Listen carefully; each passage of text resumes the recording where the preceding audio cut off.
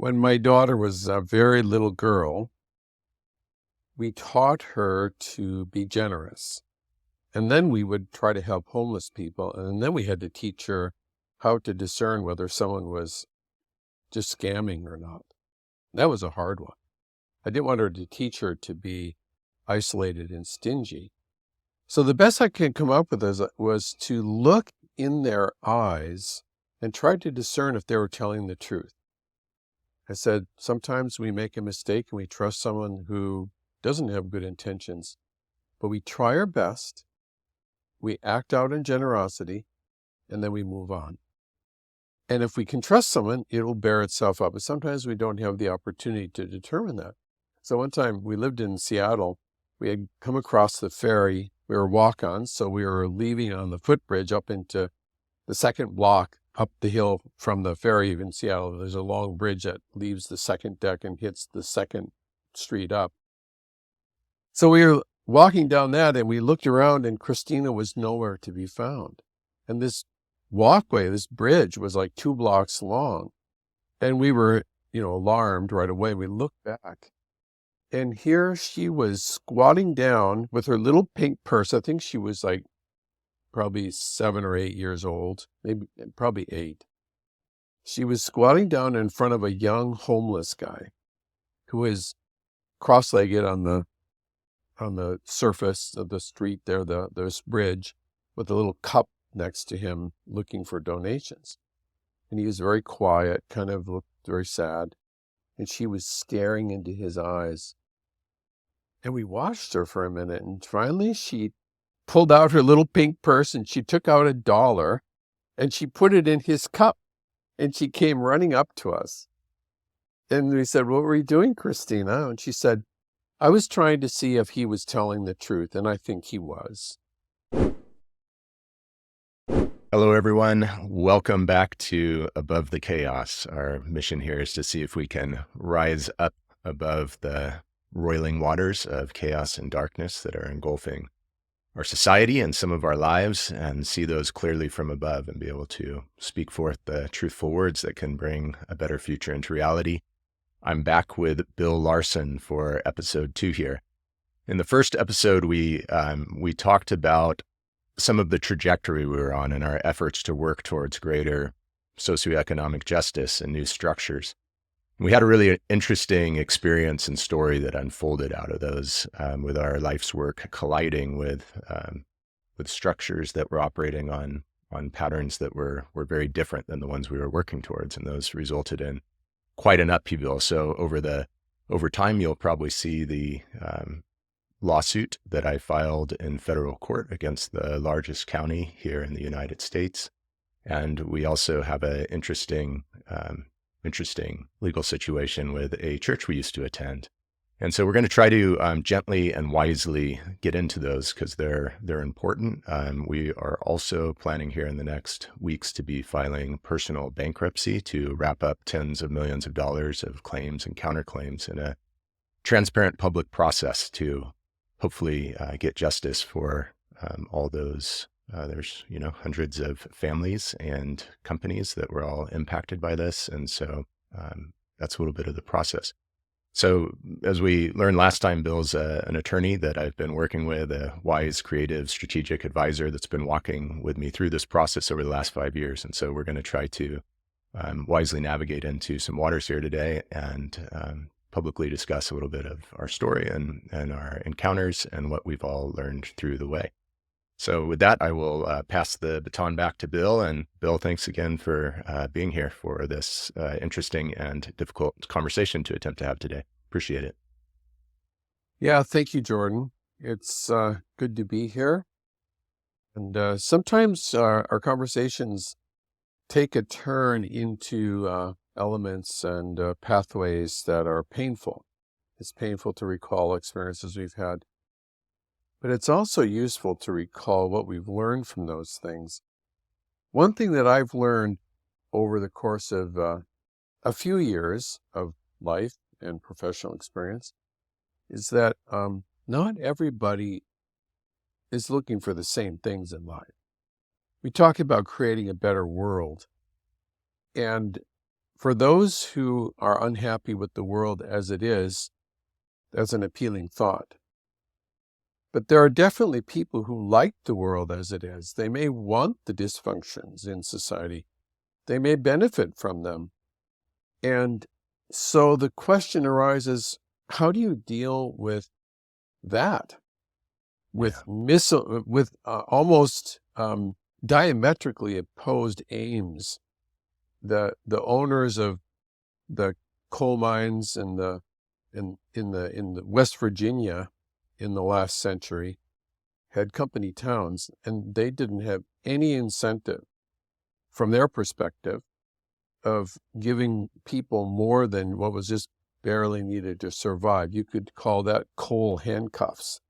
We have golden handcuffs now, where a manipulative owner will prevent people in an organization from benefiting from their labor unless they stay in a situation that is essentially uncomfortable and dysfunctional.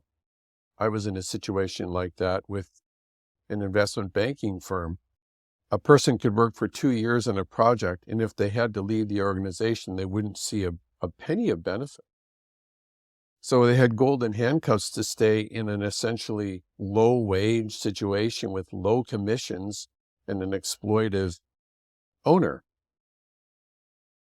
So you mentioned last time the phrase, the pedagogy of trust. There are books and papers galore about trust. And I think that it would be good to explore the idea of trust before we talk about people that we can't trust. So let's launch into that discussion first and see where that takes us. Because sometimes I have found that when I approach my own misfortunes from a different angle, I discover to my great surprise that I can't blame people who know no better. I have to blame myself for choosing to get involved with them or for missing something. I learned something so profound that I don't ever want to not have that insight later. And it's one situation I was in. I had a business partner whose actions undermining our efforts and stealing something cost me over $1 million over the course of 2 years. And I was left holding the bag. But later, as I started to explore my own codependency and even went for some counseling, I realized that I had my part. I had trusted him, and I wondered then, why did I trust him? And that led me down a pathway of self-discovery that I wouldn't exchange for anything. It allowed me to align with some of the things my wife has gone through, and we together can share a common language of codependency and some of the manifestations of that in different organizations and in different relationships. So, simply, how would you define trust? Mm-hmm.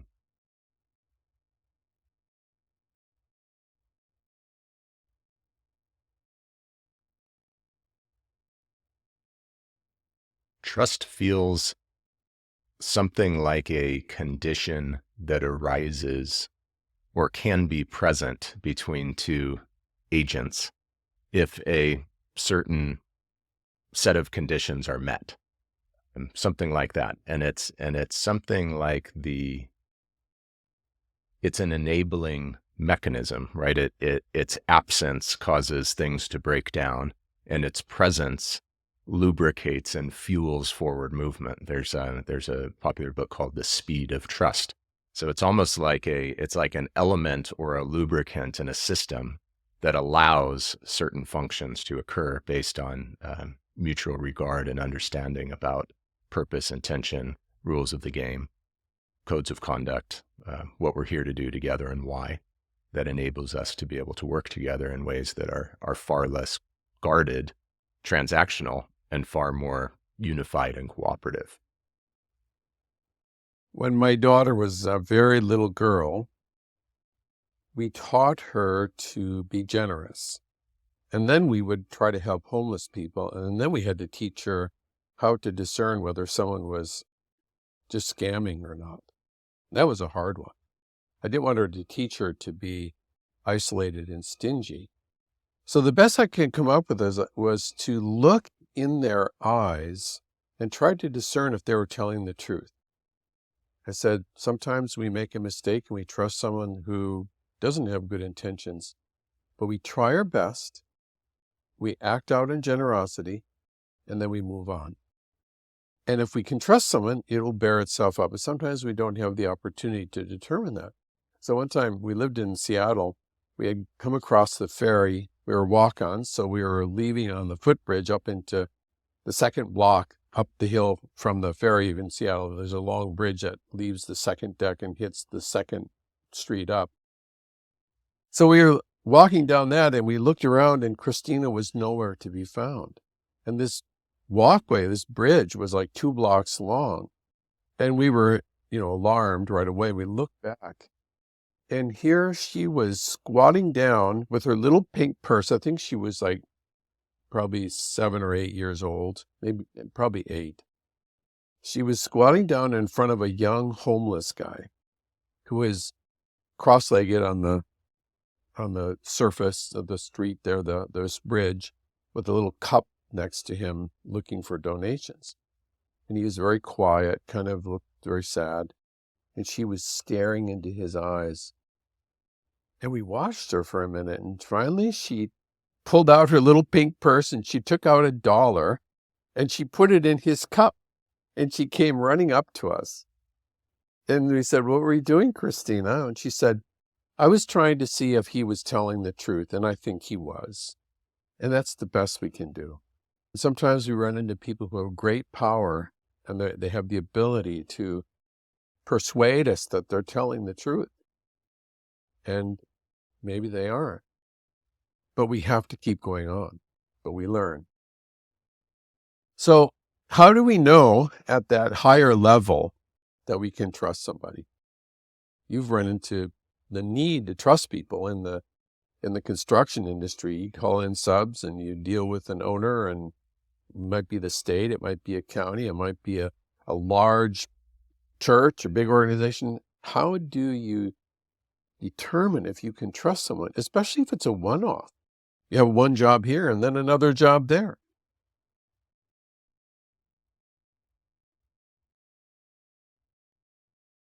I haven't found a good way to do that. The what I've discovered is, and I think this is borne out in the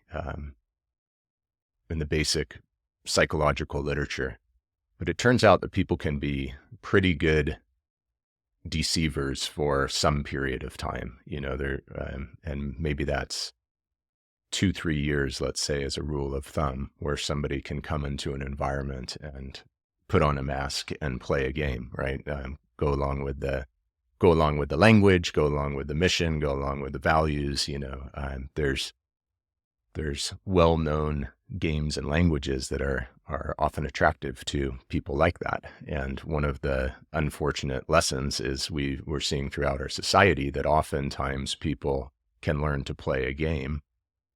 Maybe that game is something like politics. Maybe that game is something like religion, but you can learn the basic language of that and move, place to place, church to church, and then play that game for long enough to earn perceived trust that's subsequently violated. And one of the things when we started experiencing and learning about these things firsthand was, as we started telling our stories, what we heard in response. It's like once you get burned by a power structure that's supposed to be there operating with near fiduciary duty, let's say, for the good of those they're serving, with the highest standard of professional or spiritual care, let's say. And then those things bite back or reveal themselves, whatever you want to say, a antithetical pattern to what they should be doing is exposed. you tell that story, and then all of a sudden, everyone around us is pouring forth the stories of their experiences with those structures or other similar structures. So at 8 years old,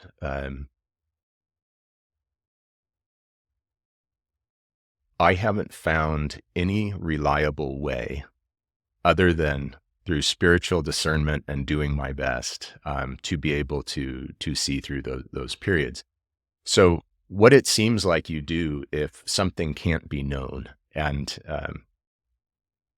maybe other people who have studied this for lifetimes know better than me, but my understanding of studies done even with professionally trained people for decades who specialize in interrogation or something like that, let's say. I think the literature shows that they can't tell if people are lying. Like, it's people who are good at lying can lie. So what the wisest systems seem to do is come up with protections against those first 2 or 3 years of potential deceit, right? It's like it takes some amount of time for someone to be in community and prove themselves, during which time, the world's going to shake or challenges will arise, or, the collision of that structure with the realities eventually exposes those cracks. So I think it was probably my grandmother or my grandfather who said, in business, I always give the other guy the first chance to screw me, which is maybe a crass way to say that Western civilization largely operates on the presupposition of a shared rule of law, a common game, and basic trust, right? That's how we can go online and click something and give money to an unknown entity and trust that what we want is going to magically appear, right? And if you violate that game too much time, then the society, the trust breaks down. And that's the whole substrate almost of a properly functioning society. If you imagined a society with no trust, where no remote transactions were possible, we'd be living in a completely different world. And so I think that what I've learned was through this was I had a certain naivety and patterning and understanding of the goodness of the world and religion and God and country and church and state and all those things, right? And those structures are here and they're wonderful. And we pledge allegiance to the flag, and we go to church, and we assume that the people in positions of power in church and state are there as, God's representatives on earth, humbly stewarding their responsibilities in service of society and the flock, so to speak, right? And so when you've never had a experience where you've been totally burned by the structures that were supposed to be there guiding and protecting, let's say, then that's, I think it's almost, looking back at it, it's kind of the archetypical collision of youthful hope, naivete, and, confidence in God and country, with then the realities of structures that aren't operating like that. And so in my own case, one of the big mistakes that I made, that you said you made in your past too, it's like you look back and go, man, I put myself way out there in faith that church and state would operate in accordance with, the God and the Constitution, let's say, and that it would be a just and fair game, right? And so you can look back and go, well, that was really stupid, Jordan. We all know that church and state are hopelessly corrupt at this time. How could you be so stupid to trust or believe that? And you could go, okay, well, this is a really big problem, because either I have to go tell my daughter that everything we've been told about church and state is wrong. She's actually in a hopelessly corrupt game, and she needs to shut down that trust and protect herself, because we've decided to live in a corrupt, decaying society, or we have to set society right so that she can pledge allegiance to the flag and go to church and be confident that those things are reasonably functioning in accordance with their professed values and codes, right? And so I guess that's a really long answer to say that I think what I've learned is trust has to be extended in smaller, provable blocks that protect society or a family or an individual from being totally exposed to potential malevolence, and that over time, in proportion to demonstrated success and faithfulness or something like that, trust can grow, right? And so it's almost like trust is a expandable and contractible buffer that exists around each relationship and has to be constantly monitored and adjusted in proportion to how faithfully each party is performing, the rules of the shared code. And so it's something like that. And so in this next go round, the second phase of life after the old world collapses, it's like, okay, we're going to now have a far more sophisticated understanding of malevolent forces that are maybe even disproportionately attracted to positions of power, such as those in church and state, where they find cover under the games that are being played. And the last thing, and then I'll pass the talking stick back to you, is one of the saddest things that happens is it's almost like those structures almost attract and enable the rise of bad actors, let's say. And then when those bad actors are discovered, if they're discovered in church or government, let's say, church and government are so embarrassed to admit that they were just infiltrated by, and that we as a church have been under leadership that's acting in a way that's totally antithetical to the Bible. Like, what do we do with that?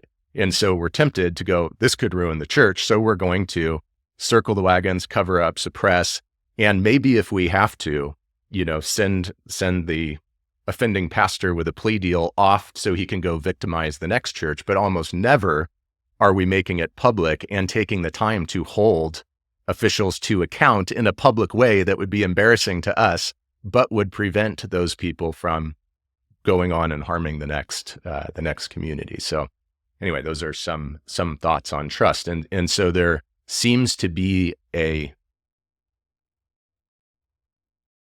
whole basket of social functions and responsibilities that are presently missing in our society that are allowing all these corrupt officials to function. And I'm not speaking specifically about our story. I'm speaking about the patterning of society at large. But obviously, we're just seeing abject corruption throughout so many institutions. And there's something really, really wrong there. You're talking about time frames and proving oneself as elements in the development of trust equation. And I'm sure anyone who's ever been a supervisor understands how somebody who is working for them or within their team needs to be proven to the extent that whether they are able to do something. So this brings up the distinction between motive and ability, intention and capability, intention and skill. In that first interview, a person who's applying for a job is going to put their best foot forward. And we almost have developed a culture that rewards puffery, puffing up one's reputation. We'll look at people on LinkedIn with all their, accolades and people who put the right thing forward in their resume. And they're afraid to be honest about whether they really want to do a certain thing. So they're looking for a job, and they puff up what they think is being looked for. So you end up discovering that they can't really do the job, and that's a frustration. And a good employer can say, "Look, this isn't a good fit for you, but let's be honest about what you can do well. We'll help you find that." But most don't do that. They just fire them. So this is trust in leaders and trust in followers are two different things, but they each require a testing period. So you're talking about leaders that have the ability to harm a larger group of people with their either their negligence, their incompetency, hiding that intentionally, or maybe they're naive, or they are malevolent and intend evil. When someone has hurt you, you have to respond somehow. And there's the issue of forgiveness. It's a whole nother subject, and the issue of trust. And a lot of people conflate those two. They think you forgive someone, oh, you forgave me, now you have to trust me. Nope, doesn't work that way. But this idea of the power differential, let's focus more on people who are in power and have the ability to harm many. We could go into how to be a good leader and how to encourage people to find their place of their gifts and how to be transparent and not feel punished for that. That's a whole nother subject, getting people to be transparent. But let's deal with, how do you deal with leaders in a system, any given system? It can be an organization, it can be a governmental unit, where there's a power differential. And so how do you look at somebody who is harming others? Do you have a duty to take the hit and move on? Alternatively, what if he becomes obsessed and you're trying to get even? Yeah. How do you sort the emotions of that out? And where does trying to get even cease being helpful? See that what I'm saying? Absolutely. You got to get rid of the emotions, right? Before you can actually confront a system. Because if you're looking for vindication and revenge, something's going to go awry. But we have to call leaders to account. Let's talk about that a little bit. This is where I think the proper mode of being and all these things can only be understood relative to our feeble attempts to, as faithfully as we can, embody something like the Spirit of God. Like, it's how would the Spirit of God handle that? What do we see that is the most faithful way that we can be? And so the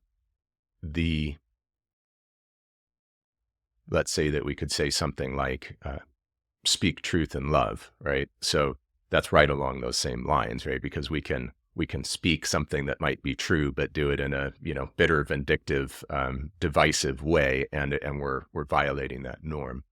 I think it's the same when we encounter structures of injustice.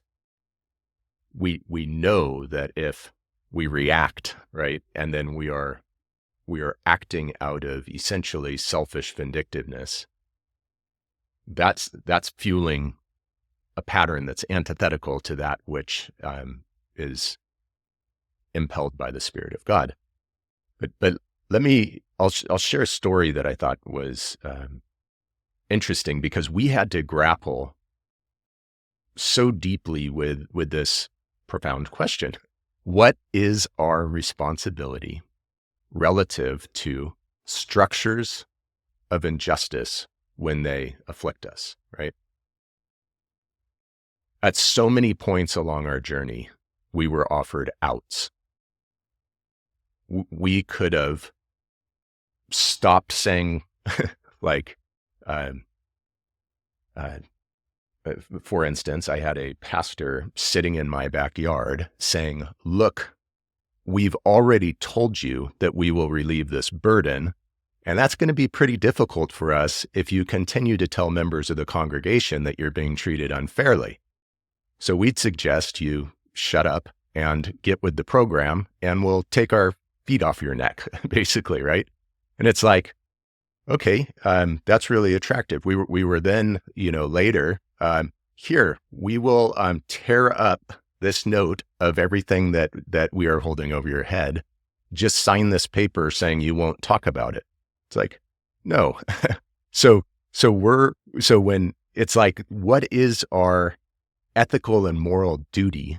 And is it okay to go take our own safety? Like, okay, that was scary. Like, we just bumped up against a dragon. Let's quickly take the offer of peace and like go back on the way and leave the domain, right? But something really interesting happened, which was after we encountered those and then started seeking wisdom, right? So you can imagine that a naive consciousness who encounters pattern that's acting antithetical to what it's supposed to be doing. It's like, first, you're in absolute shock. Like, no, it's impossible. This can't be happening, right? In whenever that was, January or February, I guess, maybe that's 2020, I guess. Whatever that moment is, when all of a sudden you realize that on your two largest projects, one force of religion and one force of government simultaneously have manifested, and you realize that their intent is malevolent and will result in your destruction. It's like, okay, we could quickly run away from that and just seek our own safety, right? So we started seeking wisdom, and it was really interesting what happened, right? It's like calling up clients going, hey, I got really bad news, but we're in a terrible financial position because county government officials have told us that they will put us out of business. This will be our last job, and they don't appreciate, the light we're shining into the dark bureaucracy. So our performance is going to be suffering. We might have, okay, so then you're trying to figure out how you're going to survive while you're in this encounter. And what you hear in return is, oh my gosh, yeah, that county is one of the most corrupt counties in the nation. I remember I was building an airport and the FBI came into one of our meetings and raided the job and blah, blah, blah. So person after person that you're going, hey, we're in trouble with this corrupt county, person after person is coming back going, oh yeah, I'm so sorry. I know, I was there. It happened to me, whatever, right? Same thing with the forces of religion. All of a sudden you're talking to people really close to the situation going, man, I'd be careful. I've come to think that those people are evil and you need to be careful. It's like, wow, like we all knew about this. I thought I was going to church, right? And it turns out there's a whole group of people that knew about this, right? That have experienced the pattern over time. And because of threats made against them or risk to their family are not willing to stand up. So we had to really grapple with that. It's like, are we going to keep going down this road? And how long do we stay locked in it? And when does it become stupid, not just to protect your family? But then as I laid awake at 2 a.m. night after night after night, thinking and praying about these things, it's like, man, these problems compound over time. And if the very first people that figured out that this was dreadfully wrong and antithetical to the way things were supposed to be working would have put a stop to it right there, those structures wouldn't have been in place, 10 years later to inflict this suffering on my family, right? So if we just go back and take our own safety and get out of this stranglehold, we're basically not only betraying truth and submitting to the demands for silence and submission from corrupt powers, we're then strengthening those powers and leaving them in place to afflict the next families, right? It's like, okay, we're going to go away and go to another church. And meanwhile, welcome visitors, come through the doors, right? And there's it doesn't stop, right? So it was fascinating then going, how is it that these structures survive so long? Like, why? And then you start looking at the cases where, let's say there's been let's say there's a sports trainer who's sexually abusing women for a decade.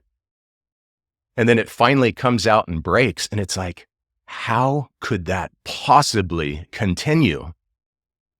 Well, when you walk through those waters, you realize how it can continue because the system can make life hell for those. And so basically it's like it takes so much to build up before finally it breaks. And finally, the Me Too movement happens and everybody's then finally standing up, validating. But meanwhile, it's like, man, when one of our good friends was raped when she was a very young singer by a very famous person in the music industry. And it's like, you speak to that and it's like, whoom, close ranks and crucify the victim, right? And it's like you watch that happen. It's like, how can that possibly go on? And why do we tolerate this as a society? So anyway, once you step back, then it's like, okay, this is not out of, like, we've already laid everything down, and money is nothing. Like, resources don't matter. Like, we're here on this earth for God's purpose and intention. And love, like the pure motive force of love for future generations, demands that we, like now, wherever we are, deal with these issues, right? It's like it's the only thing to do. And there's a saying that says, when's the best time to kill a dragon? And it's like, well, when you first find it, because every day it's getting bigger, right? So it's a question like, okay, our government is abjectly corrupt and society's falling apart. Emma, my 14-year-old daughter, I'm sorry, sweetie, I'm too scared. So I'm going to leave this dragon another 20 years until it shows up on your doorstep and you deal with it. So I can't tell you how many times I heard, man, I'm so sorry, this is all happening to you. I'm just glad my generation didn't have to deal with it. I'm glad it's your problem, not ours. It's like, okay, well, thank you for leaving this problem on our doorstep. And I don't think that our generation should do that to our to our daughters. And so, like, let's stand up and see how it might be possible to confront these giants. I don't know if I've mentioned this to you, but Scott Peck, the famous psychiatrist, wrote many books. He wrote A Road Less Traveled, and that became a bestseller, and it's used often in AA and Al-Anon circles to come to grips with what life is really like.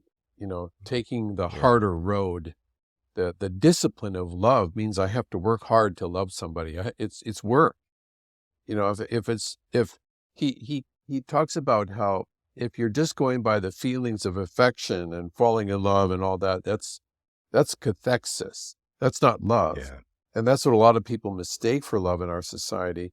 But people also mistake benefit for goodness. So here you have people who benefit from a system that rewards their complicity, rewards their quiet. It reminds me of, this, I looked it up here. There's this well-known text written by, it's a Martin Niemöller, and he's a Lutheran pastor during the time of the Nazis. And he wrote this powerful statement.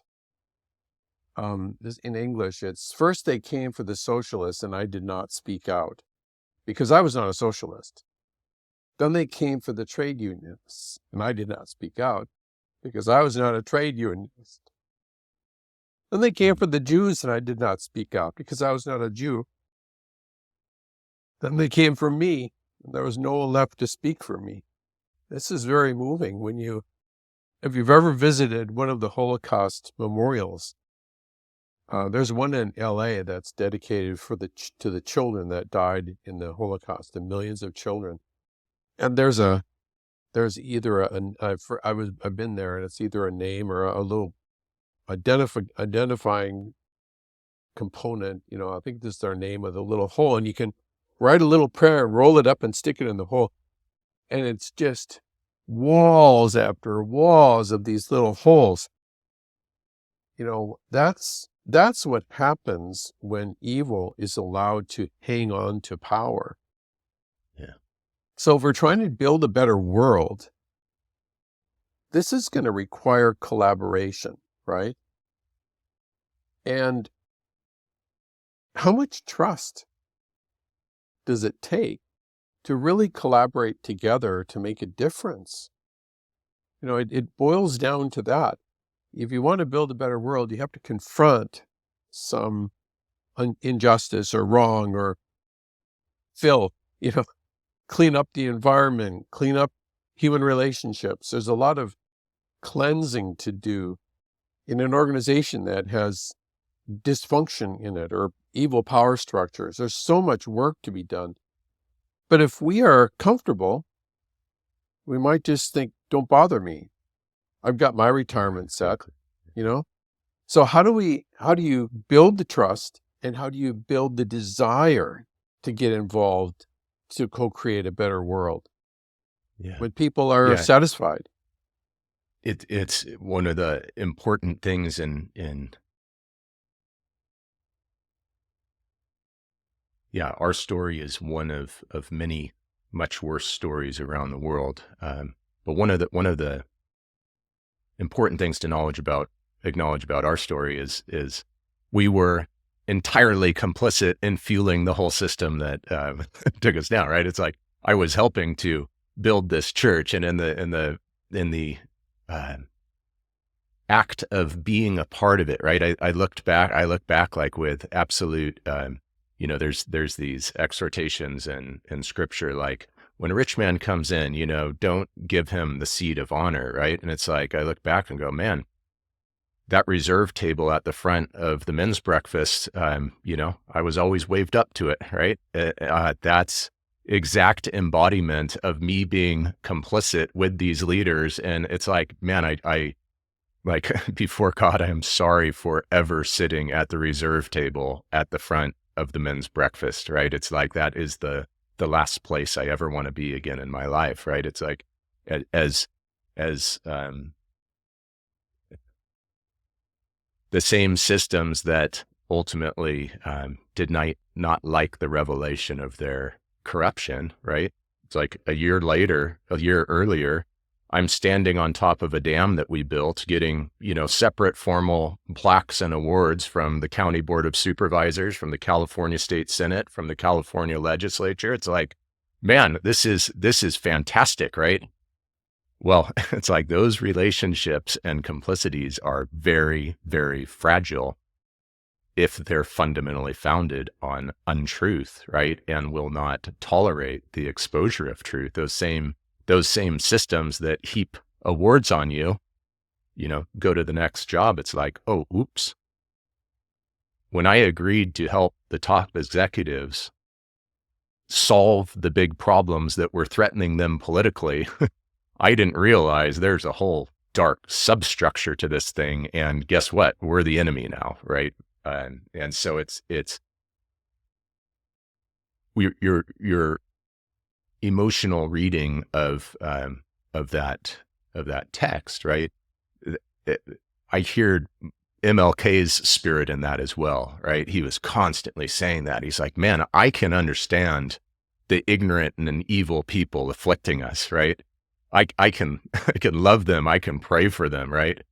What brings the anger is people of goodwill who are complacently standing on the sidelines. Like, what are you doing, right? How are all of us who count ourselves among the people of goodwill standing idly by on the sidelines as all of this injustice and evil is manifest throughout our society? Like, where is the army that should be standing up together as one body and saying, no, we will not tolerate this. This is not how we do things around here, right? It's like, and that's the other side of all this is I learned about trying to organize and hold people together, right? You learn that culture is more important than almost anything. Like it's almost like the cause that then causes it's what is it? It's not the cause. It's like the fundamental condition or greenhouse that the healthy growth is nested within and nurtured by, something like that, right? And one of the things that I learned about culture is that a lot of culture is about what you tolerate and don't tolerate, right? It's like when everybody comes in with good intent, right? But if you consistently tolerate the manifestation of a certain pattern of behavior, it will take root, right? And that will become part of the culture. Let's say you hire somebody and they come in and the first time they manifest a certain antithetical pattern of behavior, everybody around them says, no, that's not how we do it. So if you would like to remain in this meeting, you're going to change. And if that's not a good fit for you, like, no problem, there's the door. But around here, we have a sacred environment and we don't tolerate that, right? So I look around at our society, again, our structures, our institutions. It's like, how did we come to tolerate the total possession of the institutions we look to trust, to hope will lead and guide us faithfully onward towards the goal? How did we tolerate them becoming totally possessed by whatever? I mean, whatever you want to call parasitical forces that abuse positions of power for their own self-interested gain. Malevolence, I don't think is too strong of a word, but it's like, it's the spirit that's antithetical to the Spirit of God. I worked in higher education for several years. I was general counsel for a private university. And I saw waste, injustice, abuse of power at a very interesting level. But it got me thinking about higher education generally. So we have a system. This might seem like a segue, but we're coming back to this thing here. If an athletic director, now I'm going to step on a few toes here. If an athletic director is making $1 million a year, or the coach for a football team, and the professors are making a tiny fraction of that, what does it tell us about our values? But look at the people who nurse at the teats of that cow. They're people who have their retirement vested there. They want their people in the endowment and the fundraising departments, and they make their living raising funds for these big projects, building huge buildings instead of investing in lives. Look at Malcolm Gladwell's work on the higher education, and his book, I Hate the Ivy League. I recommend it for anyone who wonders if there's anything amiss in higher education and missing the people who really need to be educated, and that's the ones who can't get access. And so you have this power structure that feeds so many people. And I would just like to then contrast what we see as needing some change. Maybe a lot of change, maybe a little, maybe radical, maybe adjustment, maybe a cleansing. There are areas that many will agree this needs to change, but they don't want to do much about it because they feel like, oh, it's just overwhelming. It's so hard. Yeah. And then I want to bring up this. You become what you hate. If you hate something strong enough, you will become like it. And the worst example was during the early part of COVID, when you had protests going on, and they were anarchistic. When a protest starts burning a community, and it's being burnt by the representatives of that community, there's something wrong. Anarchy leads to rioting and false solutions. But people are frustrated because it's hard to change this inertia of systems and of structures and of economic engines that are very hard to even tune, even adjust at all. The inertia is so high. But it's a call to believe that the long-term solution for anything is very important, and building a community towards that. So let's talk about, how do you take this, the pain, the legitimate anger, the sense of injustice in seeing something done wrong, seeing something oppress people, seeing something that's allowed to persist because so many people are simply tacitly approving it. And how do you bring change into this world of high inertia? How do you develop patience in people? There's a to respond to a couple of different parts of that. The way that you don't become possessed by hate is to hate evil out of love, right? There's in scripture, you find things like God hates those who sow division among the brothers.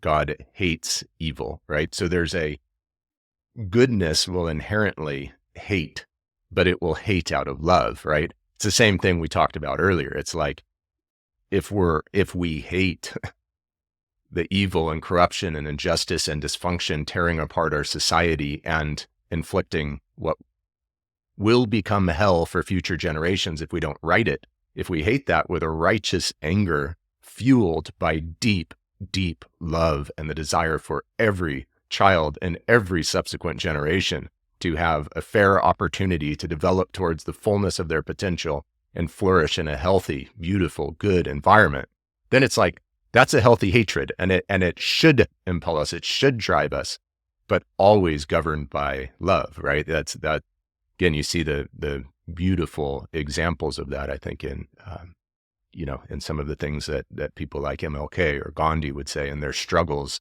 against hateful conditions, right? But it's a struggle fueled by love and the Spirit of God and the deep, deep desire for justice. Okay, so that's one thing. So let's say that whether or not you've been afflicted yet by it, that which afflicted me and my family, if it can happen to us, can happen to you. And it's getting more pervasive over time. So at some point, it's almost like there's a progressive awakening the worse and more painful things get as a result of the corruption and dysfunction we're tolerating. And it's like, okay, well, that's not really that bad yet. I'm sitting here in my wealth, and shoot, if I challenge this structure that I finally climbed to the top of, like you mentioned, being general counsel for a university that was not operating quite quickly, it's like, well, that's a conflict, right? Because my healthcare, my salary, my family's well-being, maybe my position in society, like when I go to these events and conferences, I'm at the events and conferences because I'm the general counsel of a well-respected university, right? So if I challenge this structure, I might be tearing down my own life and identity, really. Like, so people become nested inside of corrupt structures that they've climbed up a couple rungs of the pyramid.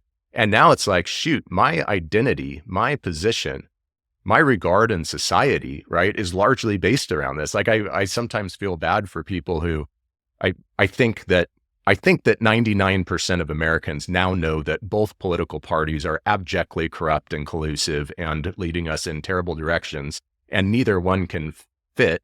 And if God hates those who are deceitful and sow division among the brethren, then two parties openly deceiving and using propaganda to tear a nation apart are probably hateful in the sight of God. So let's say that 99% of us know that now. And I don't think when I was young, I don't think we knew that. I think the people around me who were in good faith, clinging to whatever, it was good faith. We didn't know, but now we know, right?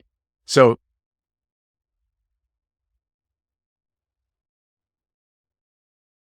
while you're searching for the next word, I have to make this one comment.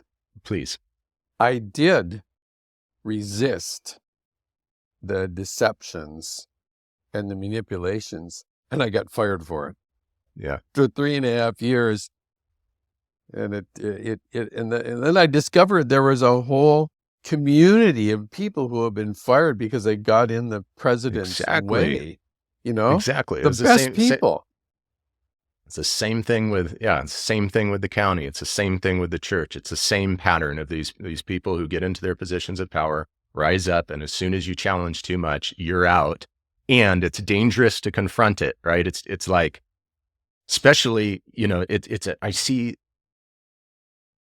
to say something difficult, which is I see this as a massive, massive, massive problem in the Christian community right now, because it's like, if you've made your career as a pastor or an assistant pastor, a well-regarded member of the Christian community, and all of a sudden you find yourself in one of those positions, and then it's like, man, if I make a big mess of this, right, no other leader or pastor is ever going to want me again, right? It's like now I'm the black sheep, right? So we end up just tolerating all of these structures because, like, the structure itself doesn't want to undergo the embarrassment of admitting it's wrong. The people involved don't want to believe that it's wrong. And then the people burned by it don't want the risk of challenging it, right? It's like, so it stands, right? And then the crucible that you have to go through. Okay, so coming back to your question from a few minutes ago, that I think was something like how you transform this awakening realization into positive action fueled by love and the Spirit of God to vanquish the chaos and corruption and injustice that's besetting us and establish something better, right? There's like a proactive, necessary transformation that needs to occur to confront and overcome what doesn't belong and co-create that which does, right? That's the transformation of society, right? And it happens at every single fractal level, from the revelation in my own heart and life of things that could be better and need to be transformed, to how it works in a family, to in all these different structures, right? So again, I've been running experiments for the last 5 years now.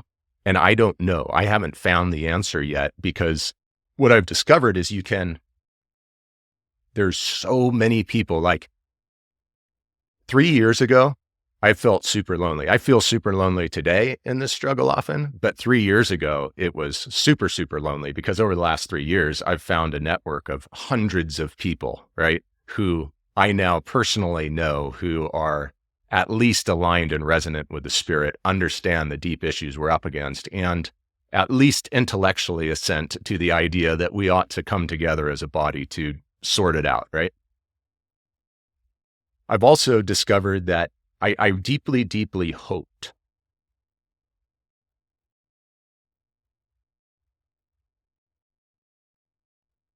I think I'm going to try in just a few minutes to tell the story of the last few years of trying to coalesce action around this, and why we're doing this now.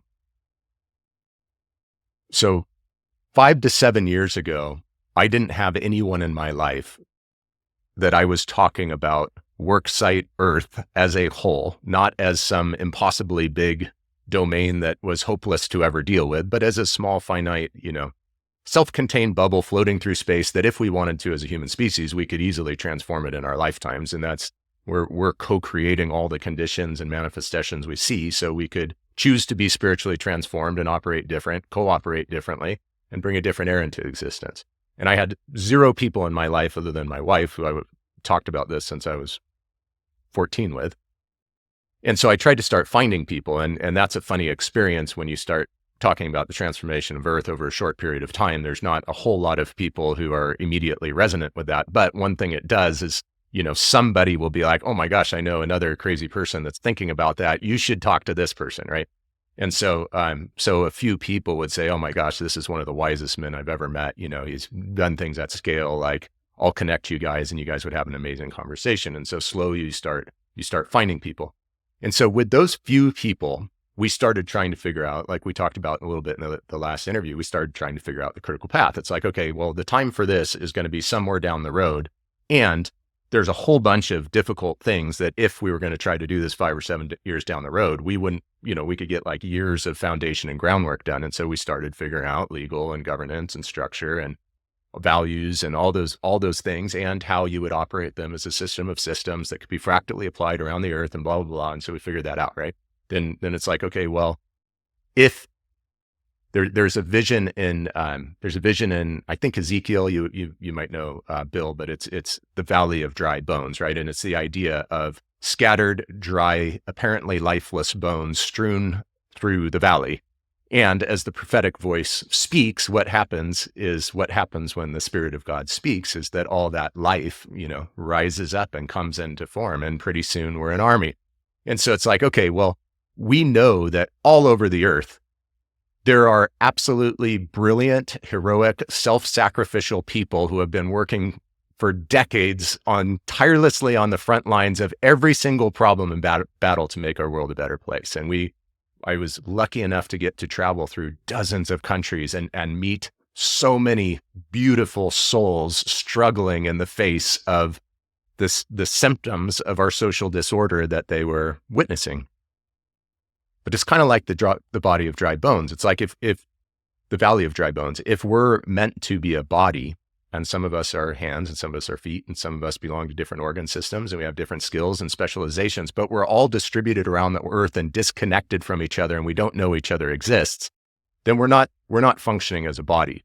We're all struggling in scarcity and isolation. So it's like, okay, well, how do you connect up a body? And so we had the visual image of a backbone, and it's like, okay, and maybe we can use technology to form a backbone that could start to connect up and empower a bunch of unique individual parts. And so we couldn't find one that couldn't be shut down by the collusive powers that be. And so we built on somebody's previous decade of work and funded the creation of a backbone platform and technology that's now capable of connecting up billions of people around the world if people of goodwill choose to use it.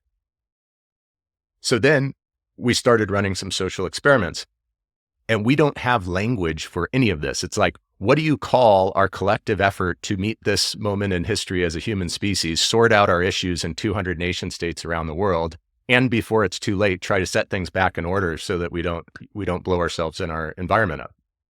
So we don't really have language around that. And in a religious language, you could say like, well, let's labor together towards the kingdom of God, or, whatever. And then we've poisoned the word God, and we've poisoned religion. And so it's like you say any of these things and they cause reactance. So I started trying to search out language, as inadequate as it might be. It's like, okay, well, we might need a new language for how we're going to talk about this. And so we're facing this total series of crises.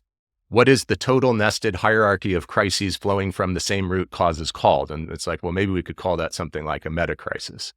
And it's like, okay, well, now around the world, we have a total nested set of individually valuable and necessary projects that need to be done to confront and overcome absolutely every single one of these issues.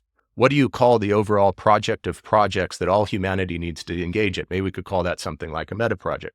So I reached out to 60 or 70 people, whatever, and said, hey, what if we were all intended to be part of a meta project that was bigger than any one of us, but was just simply the effort that human beings around the world are being impelled to undertake together to meet the needs and solve the problems at hand and co-create a functional future? And so that was able to resonate with some people. It was many people it didn't resonate with and thought I was insane. And there was, a core group of people who were deeply resonant, immediately understood, and were willing to engage for a year, in meetings and discussions and vetting and strategy. And so we went from kind of a small group of people to getting to go through, a year-long experiment of exploring the concept of a meta project that would encompass people of goodwill and empower them around the world to get out of scarcity and isolation and into collective action. Then what we predicted happened. And it's like, okay, well, that's too abstract. We now need to start coordinating our actions and writing checks and gathering resources, because we can't kind of all do this in our spare time. So then we ran another couple experiments around Lionsberg, the structure that we created and were forced to name when we needed to set up legal entities and bank accounts and those different things. And so you can ignore the name Lionsberg. It's just what we created in order to be able to facilitate this mission and have the infrastructure and technology in place and ready to go in advance. But even then, we were dealing with the same, it's like a lower level of abstraction, but it's still too big, still too abstract, still not that actionable, and still confusing for the vast, vast, vast majority of people.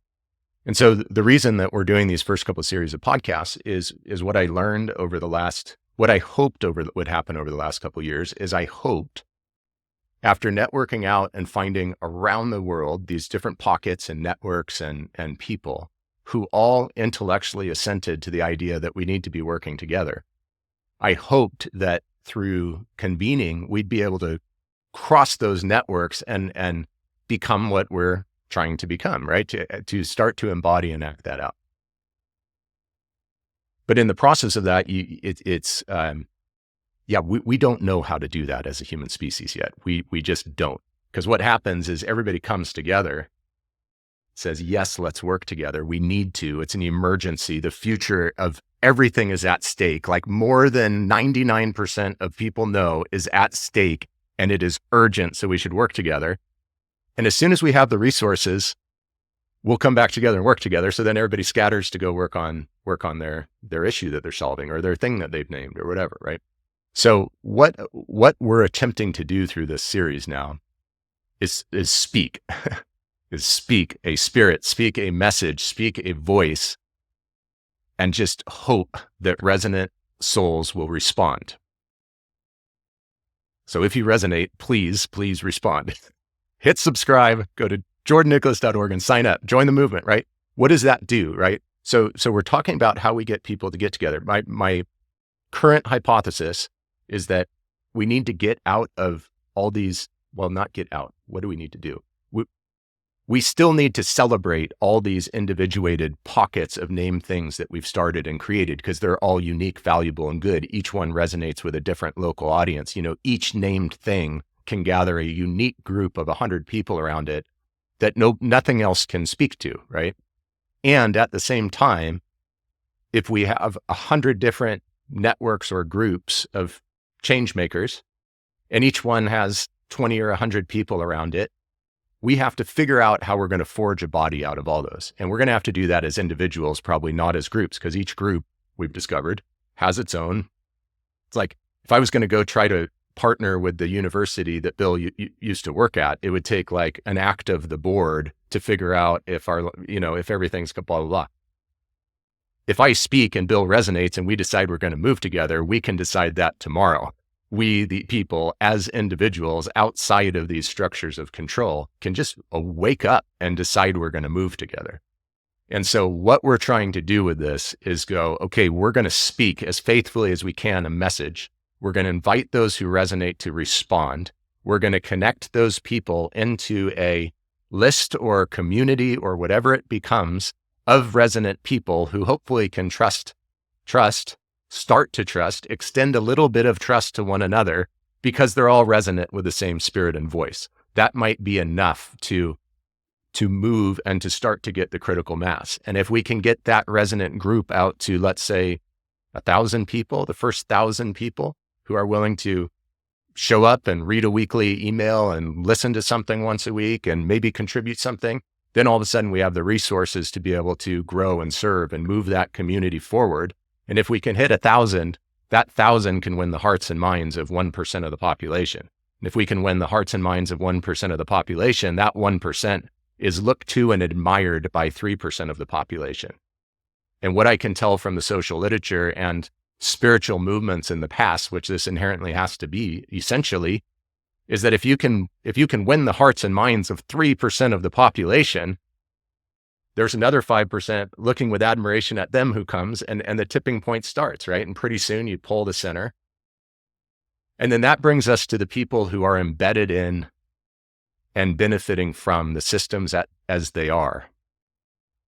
And you could imagine that on that tipping point strategy, can you find 1,000 resonant people who care enough to sign up and follow along and without knowing, long for whatever that 1,000 can do together in the future, right? That's seems like a low bar. I pray that we can hit that bar.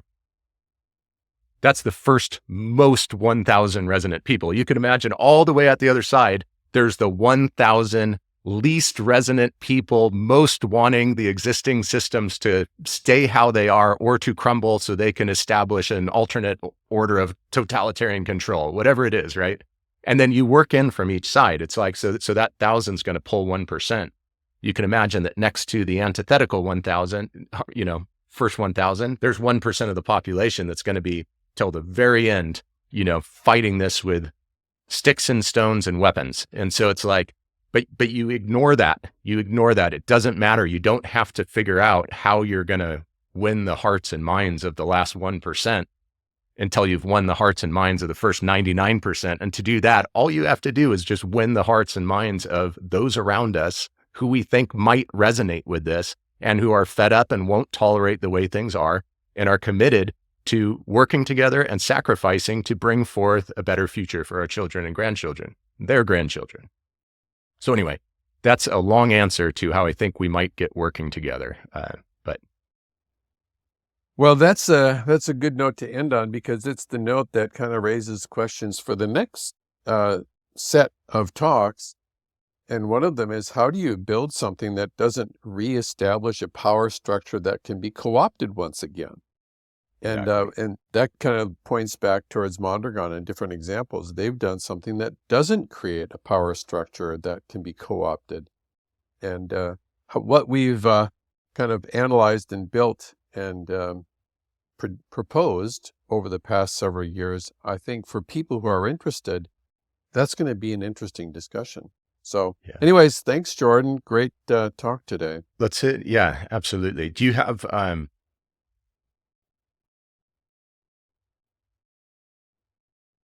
do you have another 10 minutes? Can we pull a couple more threads, or do you need We to bounce? can? Yeah. I have a little more time, yeah. I want to,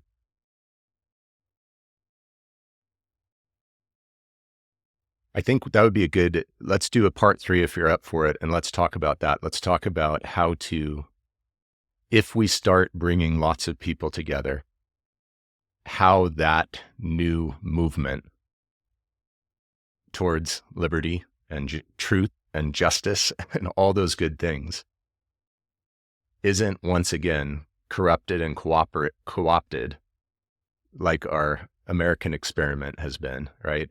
And thinking beyond.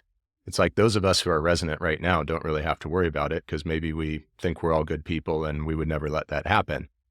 When you're building systems like this, you see what happened when we started America, and then it's like you have to worry what happens 200 or 300 or 500 years later when the thing's grown. And, I think a lot of people don't realize that when America was started, the population of the 13 sovereignties that came together as a federation, I think the smallest was maybe 60,000 people.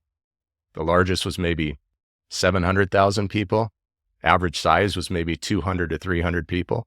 So the start of the American experiment was self-governing groups of, 50 to a few 100,000 people who were self-governing and made their decisions at the state level, who decided to establish a very limited federal government. And it's nothing like what our experiment has turned out to be, right?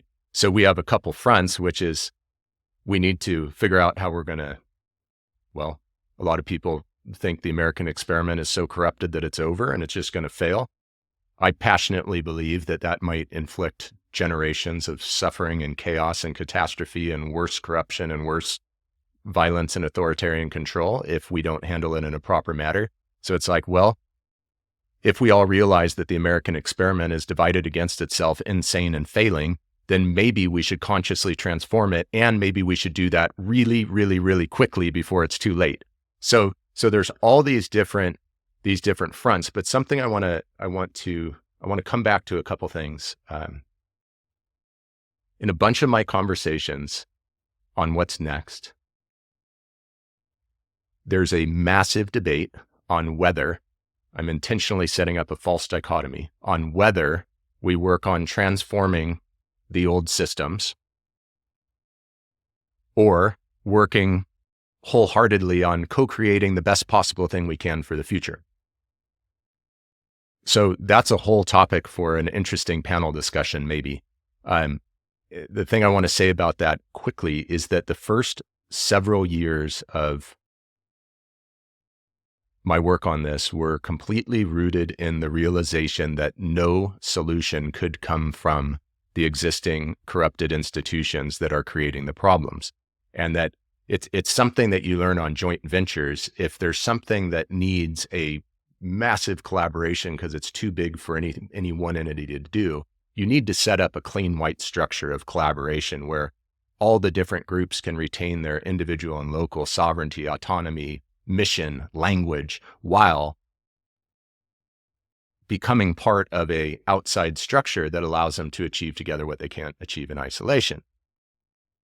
And if we do a really good job of that, it's going to work better. But if the old systems collapse before we create that new thing, that's where periods of dark ages come in. And so, I want to have really deep conversations on, yes, we need to meet outside and co-create this best possible thing. And I don't think we even could conceptualize what a meltdown of our supply chains and food systems and systems of, yes, our governments are inadequate and corrupt, and they are keeping tremendous evil at bay, right? And so it's like, how do we protect, transform, hospice the ones that need to go away with grace and love, but in a responsible transition like manner? The other thing that I just want to quickly speak to is that if anybody would like to know about our path in more detail, you'll have some confusing elements to it, because we have a life lived for 35 years in a local community. And then all of a sudden you have chaos, catastrophe, collapse, tens of millions of dollars of claims and counterclaims, and a bankruptcy. We wanted to speak to that briefly today to acknowledge it. Everything will be transparently available and through the court system. If anybody would like to look at the lawsuit we filed against the county, we can do that. My impression is that we're going to have to fight all these battles simultaneously. Like, we have a court system, and even if it's a little dysfunctional right now, it might be that we could go win some declaratory judgments and sort some of this stuff out in the courts in a peaceful and just manner that would help us realign things. There's things that can't happen through the courts that have to happen in the legislation, and not only in the legislation of the US, but in 200 different countries around the world where individual populations are struggling with these things, and not just in 200 nation states, but down in the cities and the counties and the school boards and every little system of government and their own policies and procedures. So there's a whole legislative front. And in many cases, that might go up to constitutional amendments that are required to reset experiments in some of our nations and some of our schools and some of our churches that have gone off track. And then simultaneously, we know that if we nest our work together inside of any of the already corrupted and divisive political parties or ideologies that are vying for control and competing with each other, we're fueling the fragmentation and demise of the society that we're needing to heal. So at the same time we're working to heal and transform these things, we need to be finding this clean, new meeting space as one citizenship under God, where we can come together and work together with integrity and justice and truth, and in the greatest levels of harmony that we can learn how to do. So anyway, that's that. So if you resonated with this conversation today, please, we deeply long to be connected with you. So please go to jordannicholas.org and click Join the Movement. That will structurally connect you to us and make sure that we can communicate directly and in a sustained, ongoing way over time without being subject to the whims of any of the big tech platforms, et cetera. So please, jordannicholas.org. Click Join the Movement, and that will connect you. We'll start getting out, our intention is to start getting out weekly wrap-ups or newsletters that can catch everybody up on what we're doing, metrics for the movement, et cetera, starting within the next 2 weeks after we have one or two more of these podcasts out. Also, please hit subscribe on YouTube or whichever of your favorite podcasting platforms you're listening to. That'll make sure you are directly notified when the next ones come out. Our intention is to be releasing these once a week to start as a basic rhythm. We'll also be trying to digest some of the clips down and get some of the meaningful parts out throughout the week. So thank you very much for your attention and support. We know there's a lot of different ways that you can use that, and we're deeply grateful for you being here. So if you're a resonant spirit, please find us. We love and appreciate you. Bill, love and appreciate you. So maybe in our next conversation, if you're up for a part 3, maybe it's not directly next, but we'll talk a little bit about structuring a large body of people awakening and uniting in a way that'll allow us to coordinate and make decisions together outside of the structures that are presently dividing us, without recreating another structure that's just going to devolve into the same problems that we're trying to solve. So that's that warrants a couple years of discussion probably. So we can start with a conversation in the next few weeks. All right. All right. Thanks, Well, Jordan. much love. Thank you, Bill. Appreciate it. Thanks for guiding the conversation today.